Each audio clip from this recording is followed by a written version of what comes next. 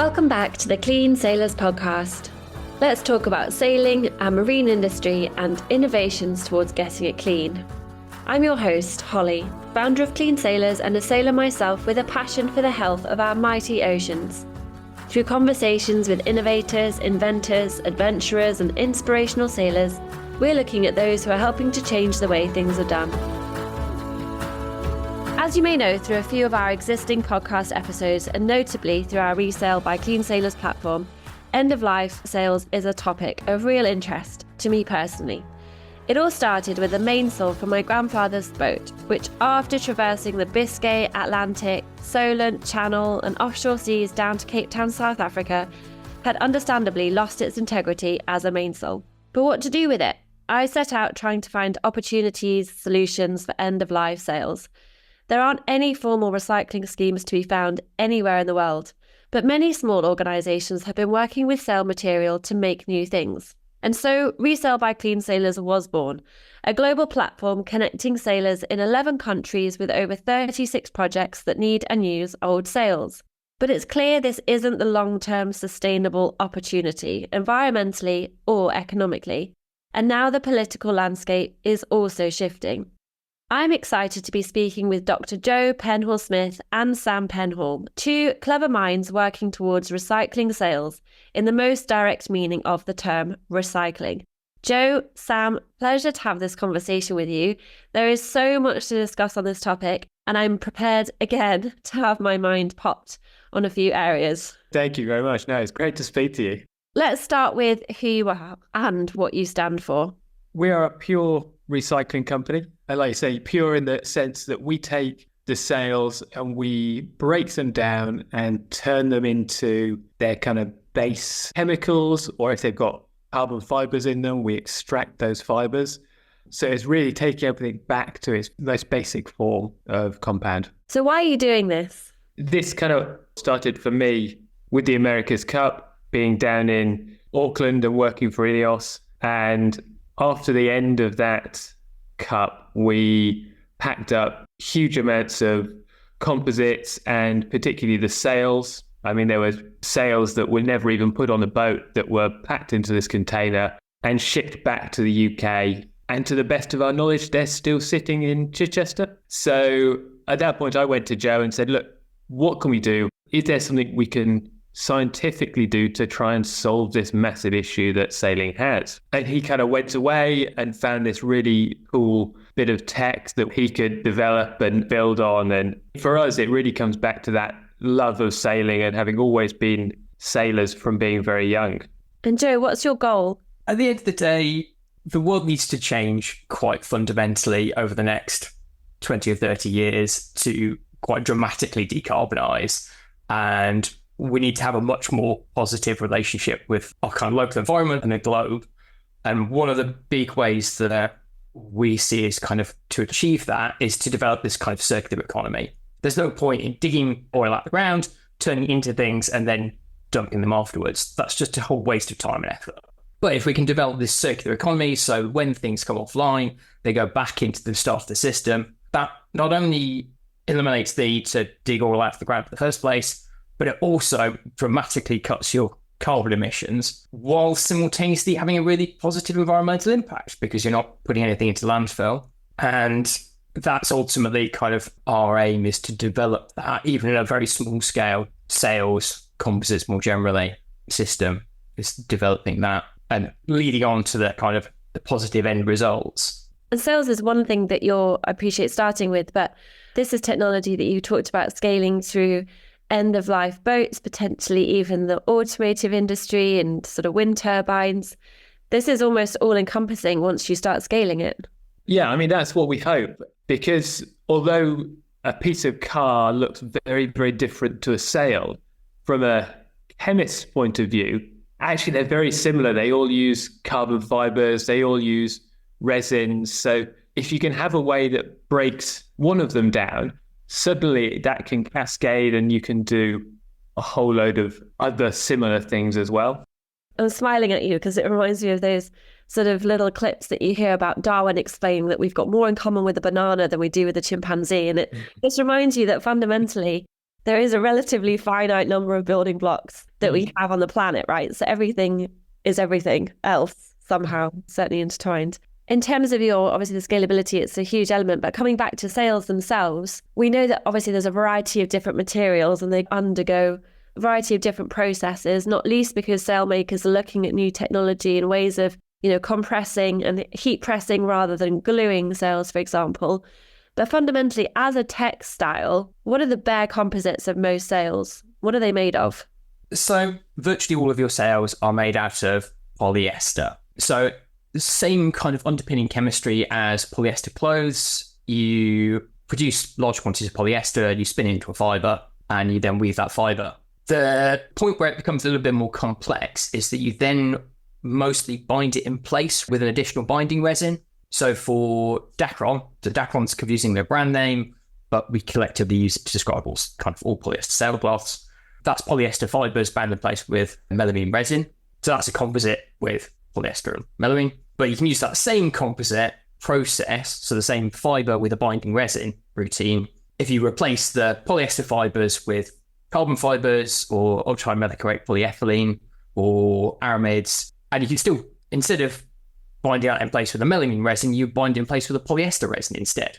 So the underpinning chemistry is polyester and something else. The obvious only kind of exception to that is spinnakers, which are made out of nylon with a polyurethane binding resin in place. But it is, of course, quite often the binding resin and the coatings attached to that binding resin that cause you the problems in the first place.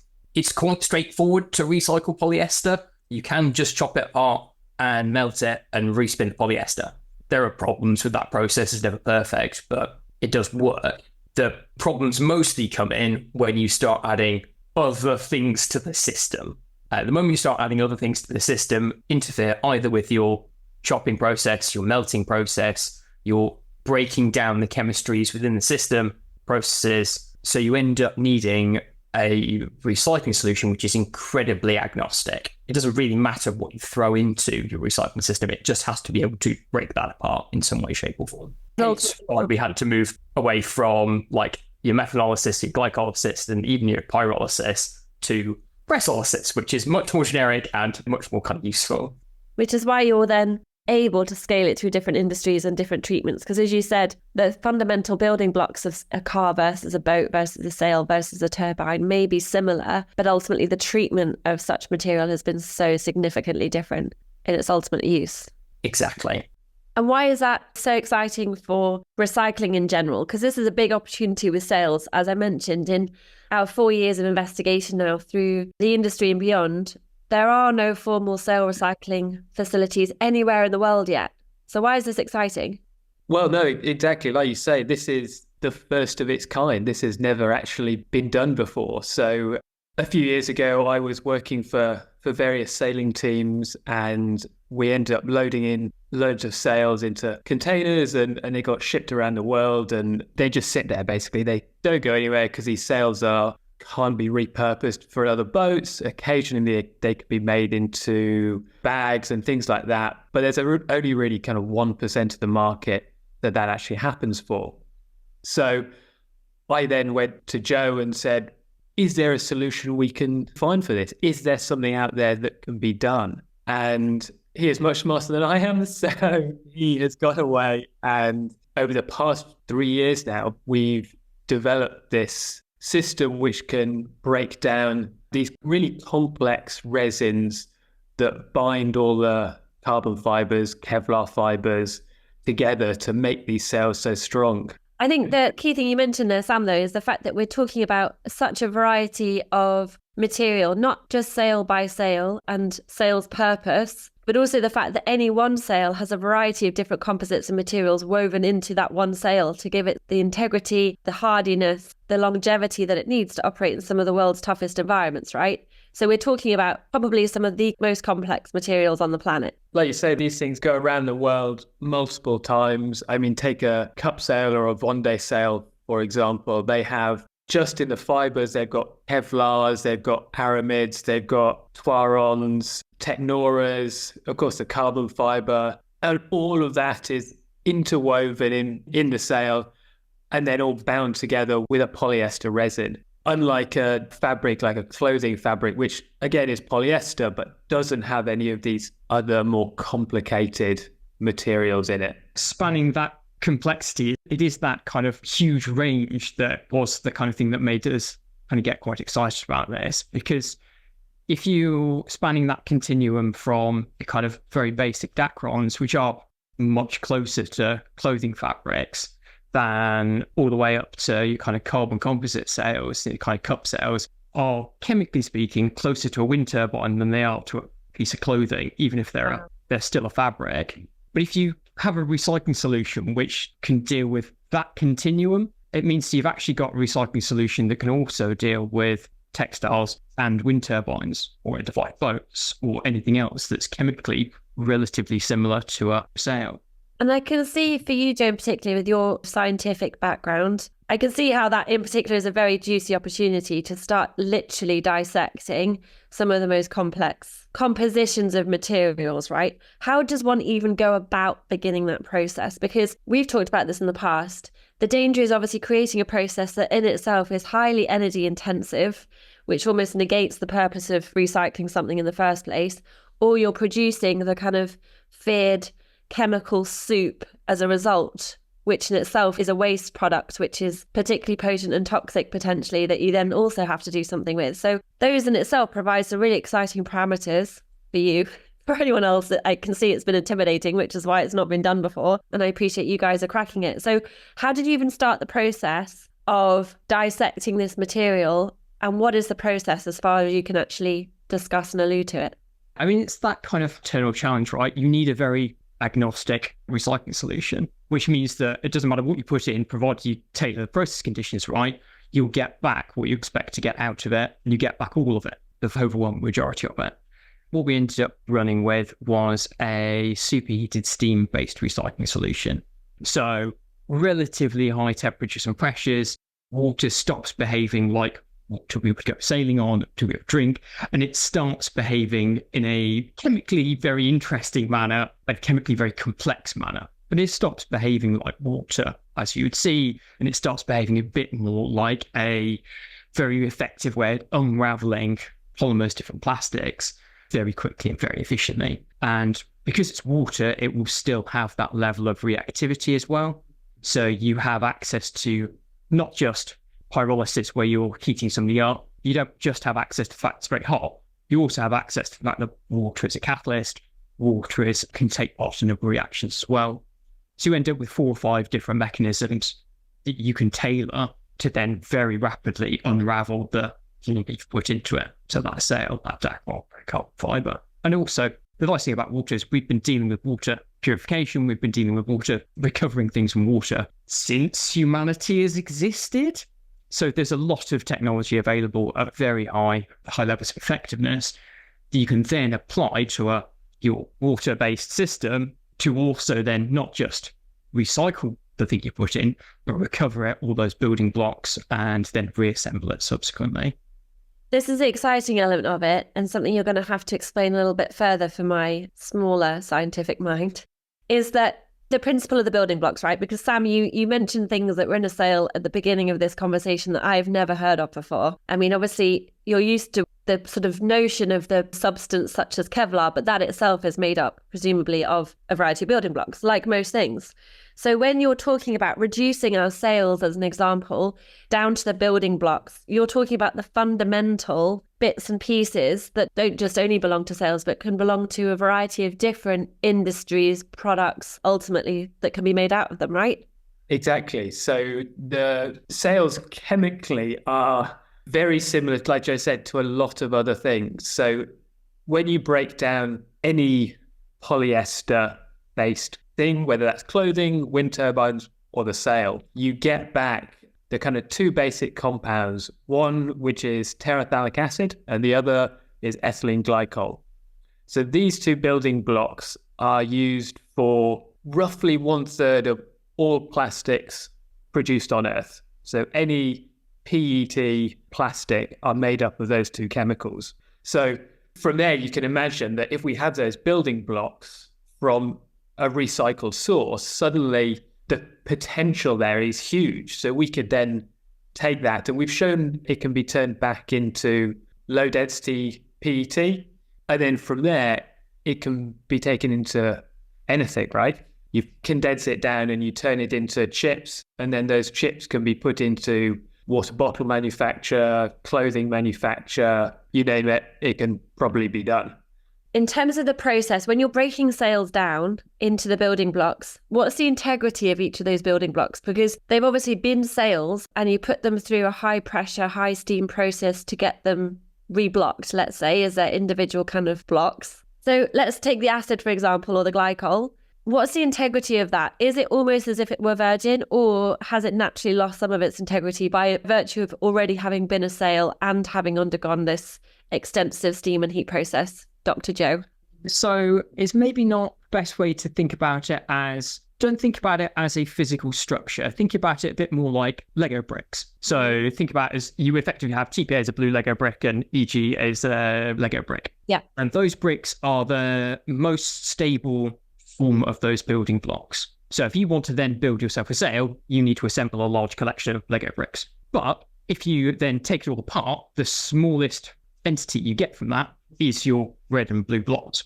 So provided that you don't have too much other stuff in your disassembled sail, so green Lego bricks to extend the metaphor, it's quite straightforward then to just reassemble the Lego bricks afterwards. And conveniently as well, because they're in this metaphor different colours, they behave slightly different chemically, it's quite straightforward to then remove particularly the kind of added coatings that a lot of other plastic manufacturers will end up adding in. A lot of the additives. It's quite easy to strip out green Lego bricks, just get back the red and the blue they originally started with. That's the big thing, isn't it? Because as we've talked about, the sails are made from such complex variety of materials. So the different types of sails, the different types of boats and use cases, the different age. I mean, there are still sails in circulation that are 40, 50 years old if they've either not been used or have been exceptionally well looked after.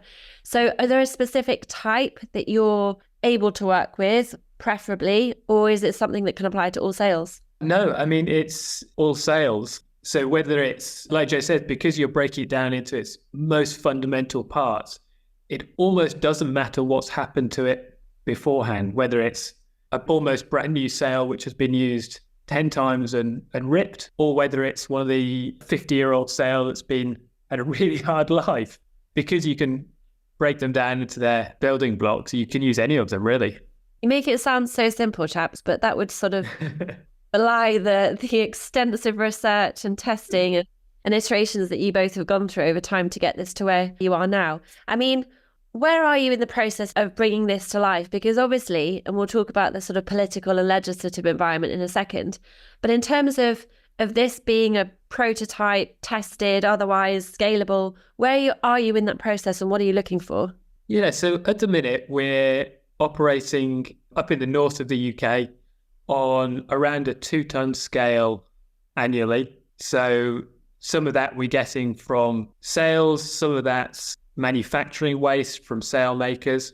And we're really using this as a way to kind of build a really good data bank, so that currently the system is very small, so that when we go and build our main facility, our next facility, it will be able to operate at nearly 20 tons annually, with the option of kind of building that out. That's where we're looking at the minute to try and find the right investment from hopefully within the sailing industry to really be able to push it to the next level, so that we're not just a very niche bit, so that we can properly impact the industry. But yeah, it's just finding that investment is our next big step, really. Well, I think also you're doing something that hasn't been done before. I mean, we're in 2024, forgive me. Sails have been around for a long time. Plastic has been around for a little less than that, but certainly long enough. You're doing something that's not insignificant. And the opportunities are obviously endless, because as you've described, you're looking at the most complicated, which means that you can apply it to sails, but also, as Joe mentioned, to a variety of different industries, all the way up to potentially composites and otherwise for wind turbines and stuff. So the practicality is very evident. It's almost as if, is the industry itself ready for it yet? which brings us on to our next topic nicely.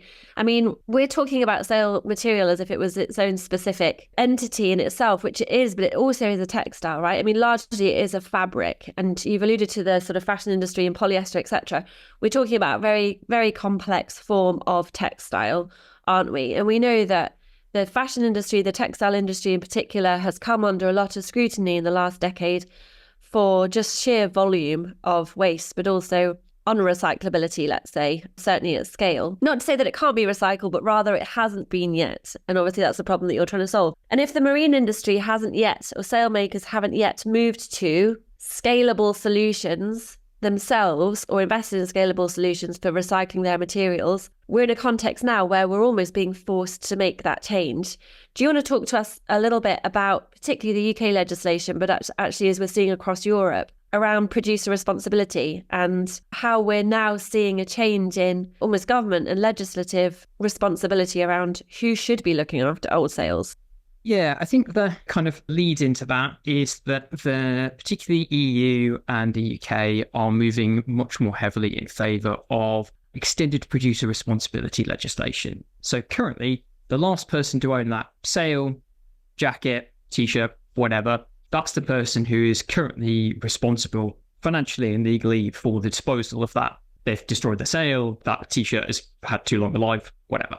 And that has made it quite tricky to run a recycling system because functionally you're dealing with the last person in the chain who is the least likely to have any capacity to pay for or manage or necessarily the expertise to manage that product's end of life, right? As you said, sales are hugely chemically complex entities.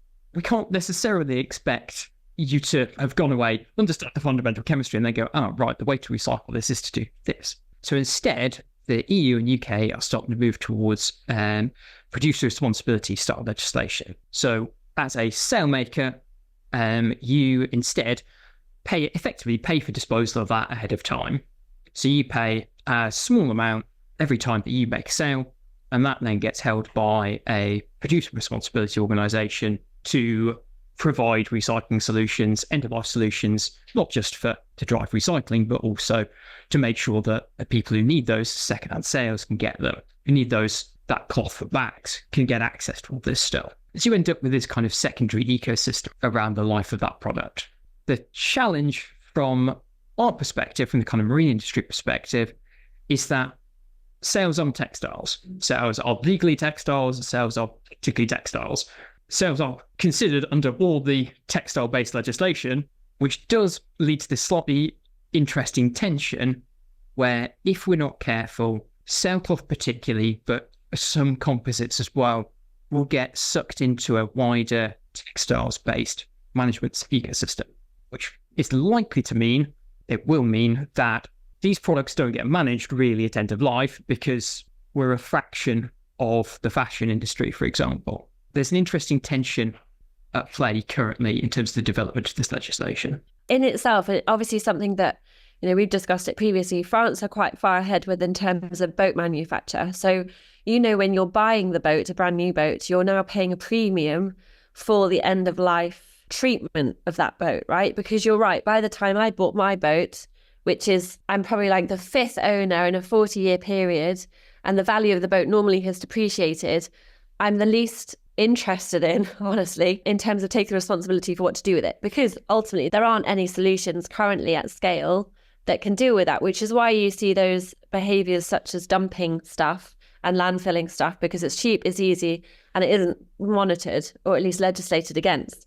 So I hear you in terms of the end of life and actually shifting that responsibility actually back to the first owner in some cases, but ultimately also the producer. So if I produce the material, it's also my responsibility to deal with it when it's no longer useful in that guise as a material, or at least would be landfillable essentially. But the interesting thing is also how it's also changing the nature of how we're producing things, right? Because is this legislation not also challenging material producers and how they label stuff, right? The extent to which they're using recyclable materials in their products, the reduction of hazardous waste or hazardous materials. I mean, we're talking, even with sales, I wouldn't eat or sleep with or wear any of those materials that it's made with, but just by virtue of, they're chemical compounds, right? So there is also this big push towards being more transparent about what goes into the production. And it's quite a change. I mean, this is going to be quite a substantial change because, as we've discussed, this is going to be imminent. And the industry itself is not particularly well set up yet, right? Yeah, exactly. That this is coming in, this will be in some way, shape or form law in every country in the EU. It's already the Circular Economy Bill in Scotland, Circular Economy Act now in Scotland. There's the debt-free equivalent coming through the UK, and the EU Circular Economy Bills will be finalised at the end of this year for implementation end of next year, possibly beginning of January, February 2026, depending on where it gets implemented. So yeah, this is coming. This is inevitable. The marine industry fairly seriously needs to start engaging with this positively, because otherwise it's going to get sucked into a much wider, much broader piece of legislation, which just won't deliver recycling solutions for the things that, as we identify, are real problems. And or be faced with penalties as a result of not adhering to the legislation, right? Certainly in the couple of years following the passing of the legislation, or at least the implementation of it at scale, would be the penalties for not actually adhering to it. We're talking about production lines that have existed for decades. I mean, notably, let's say, as a crude mark, the 50s, 60s, when plastic production in the marine industry really found its grounding. So we're talking about a very well set up production line of manufacture and finishing and maintenance having to shift within really 12 months to thinking quite differently about its end-of-life materials. In your experience so far, guys, is the industry moving fast enough, let's say? Is anybody ready? No, not at all, really. And I think some of that probably comes down to take the sailing industry, for example. Sail makers are very good at designing and building sails, but they're not material scientists. They fundamentally don't know chemically what's in their sails, I don't believe. For all of the ones that we've spoken to over the years, they don't understand that these things are the same as textiles or wind turbines. So getting to a solution isn't always easy for somebody who doesn't have that background. So when we come in and say, now we have a solution, it takes a while to educate people, to show them that these aren't uncommon materials. These are things that are very common across the world. So there are solutions out there, and we can prevent this from going to landfill. And now, like you're seeing with legislation, we are being forced to do that.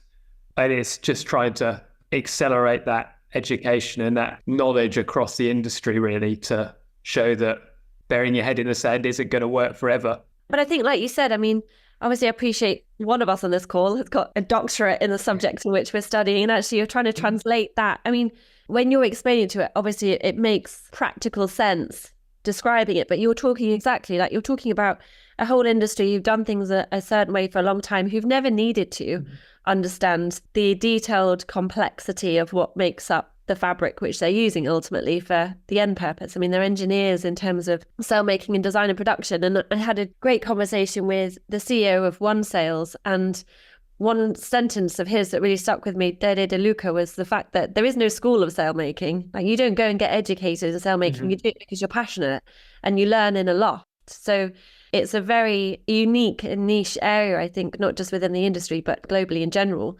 But what is your then ask or your ideal circumstance? So you've got the potential for this to become a very, very scalable, practical solution, presumably at relatively low cost in comparison to what sail makers would have to facilitate themselves in order to garner all of their end-of-life materials back, store it, presumably clean it, either break it down or reuse it, or start up new lines of garments or bags or whatever else that we've also seen in the industry, which ultimately then just prolongs their issue, doesn't it? Because they would still then be responsible for the end of life, whatever that may be, in however many years. What is the ideal solution? If you could say, this is what the industry should look like in 12 months' time, ideally, what would that be? So we're starting to set up collection points. So what we would really like to see is all sail makers getting on board with customer sail collection points at their lofts, whether that's a trade-in scheme, something like that, however they work that, so that their customers can bring back their old sales, drop them in at a sale loft, and then we'll deal with them from there. We can then take them away for recycling. Sale makers, we'd like to work with more of them on managing their waste streams, because of course when you produce a sale there's quite a lot of waste. We can deal with all of that, so that doesn't have to go to landfill as well. So getting those systems and processes in place in a practical sense with sale makers takes time. So we'd like to really kind of start the ball rolling and get that in place. Yeah. Because there's a big difference, obviously, as well, between the virgin sale material from production that you alluded to, which is offcuts of various sizes, various materials. Pretty simple in comparison to old sales coming in where you have to debatten, take all the bits and pieces off it. I mean, that's in itself is part of a quite extensive work stream, isn't it, of getting a sale ready for recycling at your end? Yes, yeah. So when we get a sale, we'll strip off as much of the metal components as we can. It'll then be chopped up, whether that's manually or we're looking at shredders and finding much more mechanical ways of doing it now, which is easier rather than sitting there for hours on end with scissors. So yeah, there is a cost to getting rid of those sorts of things. And we would like that not to sit with the customer. We'd like sale makers to try and take that responsibility. But of course, we understand there's got to be a balance of the customer might have to pay something to drop off a sale to get it to recycling. But is that very tricky area, isn't it? Because you also want to motivate the right kind of behaviours. If I know it's going to cost me £100 to drop off my sale for recycling at my local sale loft and it's free to put it in landfill, we need almost like the entire ecosystem really tight on this being a non-landfillable material ultimately. Or, do you work with local, like the local tip, etc., which is responsible for collecting a variety of different materials in different buckets? Because we know it's highly contested. We know that also from boats. People dump them because it's expensive even to get it, towed up to a landfill site somewhere and have the keel pulled off and someone have that and whatever else. Most people haven't got the time, the energy, nor they want to spend the money on it. So it really needs to be quite a tight ecosystem, doesn't it, in terms of monitoring and kind of regulation, dare I say, to make sure that we're actually driving the right behaviours. And it's difficult because I know what you're alluding to, Sam, is the fact that if I'm a sale maker and I've now got to deal with all of anything that I've ever produced, I've got to take it back and deal with it at the end of the life. It's going to cost me money, de facto.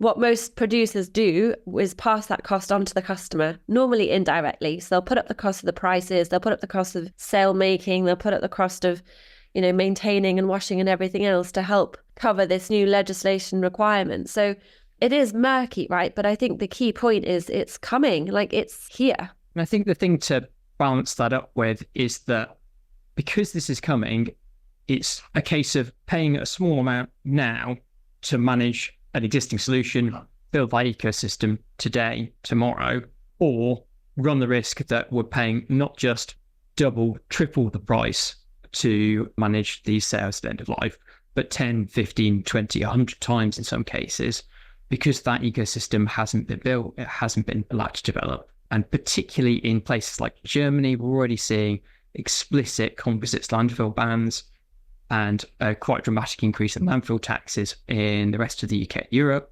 Dumping things into landfill is not going to be a solution for more than a year or two. It is a case of move now and expect to pay a bit tomorrow, or don't move and be 10 years behind. 10 years behind and broke, if not, it's still in existence at all, the way things will go. I hear you. I mean, it's crudely, it's business, isn't it? Let's say, for example, I drop off my old sale, you strip out the bits and pieces, or the sale loft does, it goes off for recycling, it's turned into its crude elements again.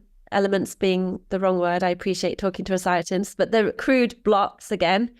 What can you then do with those blocks? So you've alluded to the fact that they can go off to be made into low density PET. So you can then sell those building blocks effectively to different industries that can then make the most of them again. Is that right? And back to the sailcloth making industry, presumably? Exactly. And our long-term vision and what would be absolutely fantastic is if we could break down a Dacron sail, for example, break that down into its monomers, its building blocks, sell that or send that to a yarn manufacturer. So then that would get respun into new virgin Dacron, and that would then get back into the whole ecosystem again. So that is our absolute ideal scenario. Before we get there, until we get there, we'll get there eventually. These monomers, these compounds will just go back into the plastics industry, basically, and help reduce the amount of these building blocks that get synthesized from crude oil. Reducing the virgin. Exactly. We are also working with the University of Edinburgh, Dr. Joanna Sadler's lab, at the minute, to look at other uses. So instead of putting new plastics back into the plastics industry, we're doing a lot of work at the minute around ways of using those as starting points to produce materials for the kind of where we see the future of the particularly the composites industry going, but the kind of wider kind of commodity chemicals market going. So she's done a lot of very exciting work with us over the last couple of years around producing compounds like fresh catechate and vanillin. So compounds which are very useful for making recyclable resins, for example, using genetically engineered organisms to effectively consume those building blocks and produce at the end of it these much more highly useful compounds.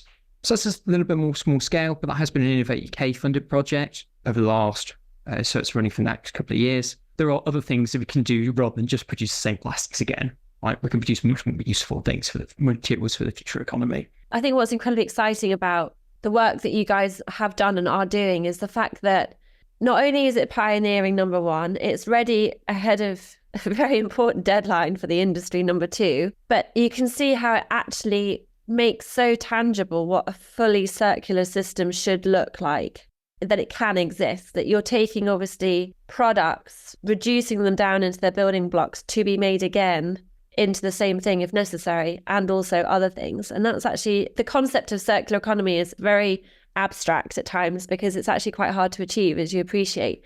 And whilst we've got sail makers such as One Sails in particular, who've developed sails which they themselves can break down and recycle, actually being able to do this as an industry-wide, regardless of where they come from, even if I wanted to make my own, you guys could recycle it. And I think that's why it's exciting. I don't advocate legislation leading the way, but I think it's incredibly useful in sort of kicking an industry, society into action on a particular topic, because clearly we can't go on the way that we have been doing with the way that we are consuming resources and the scale at which we're doing it now. No, absolutely. And like you say, it's always hard, isn't it, when you've got that kind of balance between legislation and, of course, we don't want it because it can be damaging, but at some point, the industries need a kickstart, need to kind of get that motivation to become more sustainable, to take that next big step forwards. And I think that will hopefully, when this comes in, that'll give the marine industry that jump start to really look at what materials they're using and how we can prevent them from going to landfill and creating a circular economy. And what is your ask of individual sailors and boaters currently? What would you like us to be doing differently or thinking about? So I think some of that is putting pressure on sail makers to find a solution. So if you're going for a new sail, speak to your sail makers, say, right, what happens to my old sail? How much waste are you producing? Just ask those questions and put that pressure on them as well. We're also starting a sail pledge. So what that is we're asking people to let us know what sails they've got, kind of where they are, what they're made from. That'll hopefully then give us a really good picture of how we get them, how we can collect them from somebody in Cornwall to somebody in Edinburgh. And it's back to that thing of kind of reducing that friction so that giving them to us is easier than putting them in landfill. So do we send a truck around or do we do collection points at sailing clubs? Building that picture for us, I think, is really important so that we can work out who we need to partner with in our scale-up efforts. And your major ask of the industry? I guess just question things, right? I mean, question what is it that you're using to build these sails? Is there a better material out there? In the short term, doing research, yes, it may cost more, but in the long term, what's your business's priority? Is it making money in the short term? Is it building a fantastic sale?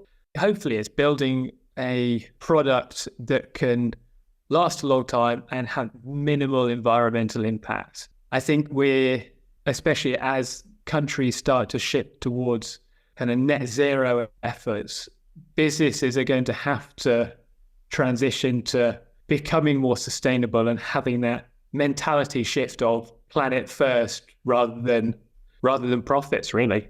Disrupting business models as much as, the industry as a whole, it's a big deal. Yeah, not an easy thing to do. But I think it's like, as we said, and as we go back to, and almost as to close, it's almost, this is coming. So it's either move or be moved, and the being moved is going to be more expensive. It's going to be perhaps disenfranchising you from the industry. It's going to impact the business a hell of a lot by not thinking about this until it's almost too late. So I think that's a very poignant, if not somewhat quite intense note to end on, is this is the sail-making industry in particular changing, as it is also the boat building, and otherwise the marine industry is about to be significantly shaken up, obviously for the better in the long term, and notably because also it has been demonized, if not increasingly demonized, by virtue of the materials it's using, but also because it's the right thing to do and we can't afford to do it the same way anymore. Can I ask one last question of the doctor, Joe? I would be very remiss to not bring up almost like the byproducts of the process and what can't be reused. What is the waste from the system that you're looking to introduce? There is very, very little waste from the system, which is the nice thing. So where you might deal with a lot of our kind of competitors who run similar recycling solutions will end up with somewhere between 20 and 50% of that becoming waste. We're at comfortably into sub 10%, and we're already looking at the final kind of added extras where you could potentially look at that, just kind of tweaking those conditions to drop that below 1%. Conveniently, very little waste to worry about. It is, comparatively. What do you do with the waste, and what can be done with the waste? And I know that's perhaps a slightly uncomfortable question, but this is chemical matter, or let's say building block matter, which is a mush that just can't be applied anywhere. Not really, actually. What you end up with is a very small fraction of char formation. So effectively the burnt crispy bits at the bottom of your frying pan, and you can obviously responsibly dispose of those in the same way you would do with your waste from a frying pan. In practical terms, we're currently working with a couple of partners to look at a couple of slightly kind of more elegant alternative options than putting it in effectively food waste. So there are a couple of other options. Practically, though, we want to try and minimise the amount of char formation generally, because, as you say, it's not wildly helpful, it's not wildly useful. And it's impressive. I think just the notion of having less than 10% waste of the process that you're going through, given the complexity of the subject matter, e.g. the sales, is pretty impressive in itself. I'm very excited to continue this conversation and to see where the industry ends up, certainly within the next 12 to, say, 18 months in particular. It's exceptional technology that you're working on, and it's been an absolute pleasure speaking with you today. So Dr. Joe Penhaul-Smith and Sam Penhaul, thank you so much for your time and for joining me on this episode of the Clean Sailors podcast. Thank you very much. It's been a pleasure. You've been listening to the Clean Sailors podcast. For information on all episodes and for more about Clean Sailors, head to cleansailors.com. Thank you for listening, and see you for the next episode.